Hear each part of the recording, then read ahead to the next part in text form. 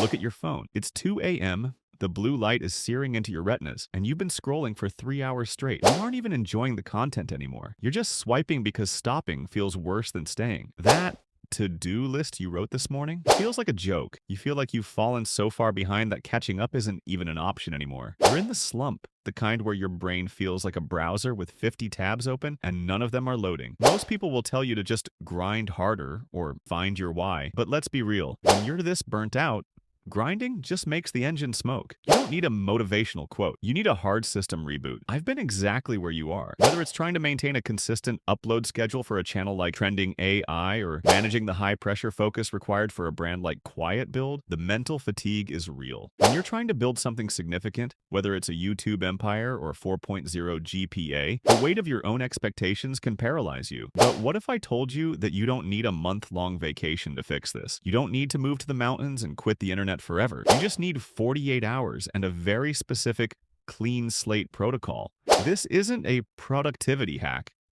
It's a psychological intervention designed to fix your dopamine receptors. The first 12 hours are about stopping the bleed. Think of your energy like a leaking bucket. We need to plug the holes first. For the next 12 hours, we aren't doing monk mode because your brain is too fried for high-intensity discipline. Instead, we're doing a controlled shutdown. This is the analog phase. Your phone goes into a drawer. Your laptop stays closed, the TV stays off. The emotional relief of knowing you literally aren't allowed to be productive for the next half day is the first step toward recovery. It removes the guilt of not working because for these 12 hours, not working is the work. But here's the catch. The moment you put the phone down, the silence is going to hit you like a truck. You'll feel an actual physical itch to check your notifications or see how your last video performed. That itch is your brain begging for a hit of cheap dopamine. Can you sit with your own thoughts for even 20 minutes without reaching for a distraction? This is the first micro cliffhanger of the process. If you can survive the first 4 hours of silence, the brain fog will start to lift. You'll start noticing things again. The light in your room, the sound of the wind, the actual rhythm of your own breathing. You're coming back to reality. Think about why we get here in the first place. We live in an era of infinite play. There is always another video, another post, another notification. Your brain wasn't evolved to handle this much input. By stepping away for these first 12 hours, you are performing a manual override on your biology. You are telling your brain that it is okay to be bored. In fact, boredom is the soil that creativity grows in. If you look at the most successful creators, the ones who seem to have endless ideas for channels like Futurescope or AI Matrix, they all have one thing in common. They protect their mental space. They know that if they are always consuming, they can never create. Day 1. The recovery phase. Welcome to the morning of day 1. This is where we transition from relief to recovery. You're going to wake up and feel that immediate programmed urge to check your phone. Do not touch it. Instead, we're doing the grand brain dump. Take a physical notebook and a pen. No digital apps allowed. Write down every single thing that is weighing on your mind. I mean, everything. The missed assignments, the unedited footage for projects like Legend of Past, the gym sessions you skipped, even that awkward thing you said to a friend 3 years ago. Get it all out of your head and onto the paper. When it's on paper, it stops being a monster and starts being a list of data points. You can't fight a ghost, but you can check off a task. Once the list is done, we pivot to the momentum micro habits. Pick the smallest, most boring task on that paper. Maybe it's just cleaning your desk or responding to one email. Do it immediately. This isn't about clearing the whole list. It's about proving to your nervous system that you still have agency. You are no longer a victim of your circumstances. You are a person who completes cycles. In the world of content creation, we often get stuck because we're looking at the final render, the 100,000 views, or the perfect edit. But the clean slate strategy is about falling in love with the input. It's about the quiet satisfaction of a clean workspace and a singular focus. By the afternoon of day 1, you'll hit a wall. Your brain will try to convince you that you've done enough, and you should celebrate by watching just one YouTube video. This is the trap. This is the exact moment where most people fail and fall back into the cycle. Instead of giving in, we're going to clear the cache with a 60-minute sensory walk. No music, no podcasts, no audiobooks, just you and the environment. In a world of constant stimulation, silence is a superpower. If you're living in a busy city like Lahore or Karachi, noise is everywhere.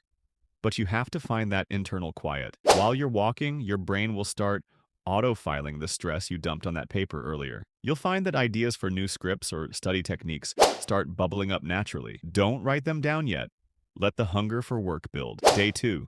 The power build. Let's talk about the procrastination loop. We procrastinate not because we are lazy, but because the task ahead of us feels like a threat to our ego. If we try and fail, it hurts. So we don't try. By day 2, your ego should be sufficiently quieted down.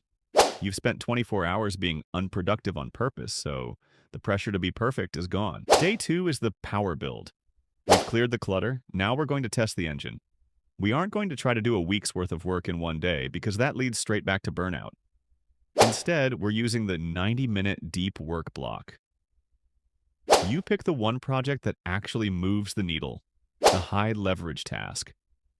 If you're building a brand like AI Matrix, that might be researching the latest AI breakthroughs for a script. You give that one task 90 minutes of pure, uninterrupted focus. No multitasking. No quick checks of your phone. Just you and the work. When the timer goes off, you stop. Even if you're in the zone, you stop. This creates a cliffhanger for your brain, making you excited to start again tomorrow. This is the secret to long-term consistency. You want to leave the desk while you still have a little bit of gas in the tank. The afternoon of day 2 is for the maintenance phase. This is where you address the physical world around you. You cannot build a futuristic, high-level life in a room that looks like a disaster zone. Before the 48 hours are up, you must fix your physical space. A cluttered desk is a physical manifestation of a cluttered mind. Clean your workspace, prep your clothes for tomorrow, and set exactly one goal for the following morning. Not 5 goals, just one. This prevents the analysis paralysis that usually kills our mornings. The final phase of the clean slate is the digital re-entry. Before you turn your phone back on, you're going to do something most people never do. You're going to curate your feed.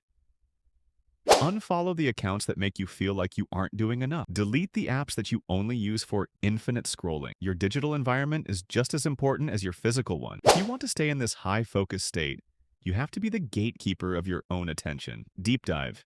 The psychology of the slump. Why do we fall into these slumps in the first place? It's often because our internal reward system is broken. We get dopamine from things we haven't earned, like scrolling through 100 short-form videos. This makes real work feel painful because the reward takes too long. By resetting for 48 hours, you are starving those cheap dopamine receptors. You're making your brain crave the satisfaction of finishing a difficult task. This is how you transition from being a consumer to a creator. Whether you are working on Roblox content or a high-end wildlife documentary about a leopard cub named Toto, the creative process requires a brain that is ready to struggle. Imagine the version of yourself 6 months from now. If you continue the current cycle of scrolling and quietly failing your goals, where will you be? Now imagine the version of you that masters this 48-hour reset every time they feel a slump coming. That person is unstoppable. They don't wait for motivation because they have a system. They don't fear burnout because they know how to recover. This is the quiet build philosophy. It's about building something massive in the silence, away from the noise and the validation of social media. By the time you hit the pillow on night 2, that crushing feeling of being too far gone will be replaced by a quiet, steady confidence. You've stopped the downward spiral and started the climb back up. The 2026 version of you is waiting for you to stop apologizing for the past and start taking over the future. You don't need to be a superhero to get out of a slump. You just need to be willing to hit the reset button. Whether you're building a channel like Trending AI or just trying to survive finals week,